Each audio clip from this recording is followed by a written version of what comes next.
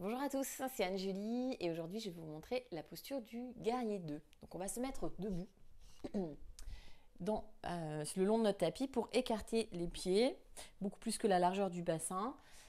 C'est pas non plus la peine d'aller à 10 km, hein, juste voilà, vous trouvez une distance raisonnable, on va dire. On va pas mesurer, mais c'est beaucoup plus que la largeur du bassin. On doit pouvoir d'ores et déjà donc aligner notre colonne vertébrale, avoir le ventre plaqué contre la colonne vertébrale, donc on n'est pas cambré. C'est souvent ce qui se passe en guerrier 2. Hein. Souvent on lâche le ventre. Donc on ne veut pas lâcher le ventre.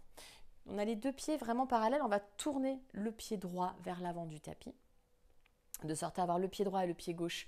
Donc le pied gauche perpendiculaire au pied droit, mais sans bouger ici. Donc en essayant d'être toujours très grand ouvert. Donc on va déjà sentir que ça tire un petit peu dans l'intérieur de la cuisse droite. On va plier genou droit pour le ramener exactement au-dessus du pied.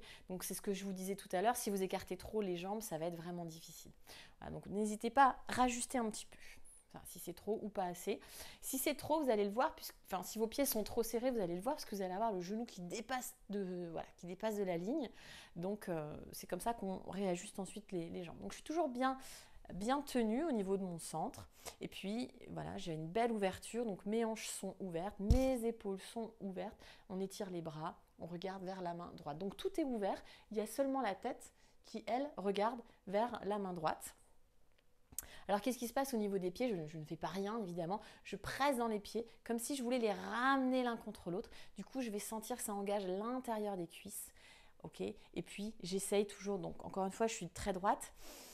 Il y a toujours cette idée d'élévation en yoga, donc le coccyx évidemment il va vers le sol, mais mon cœur lui, mes côtes, c'est comme si mes côtes et mon bassin s'éloignaient.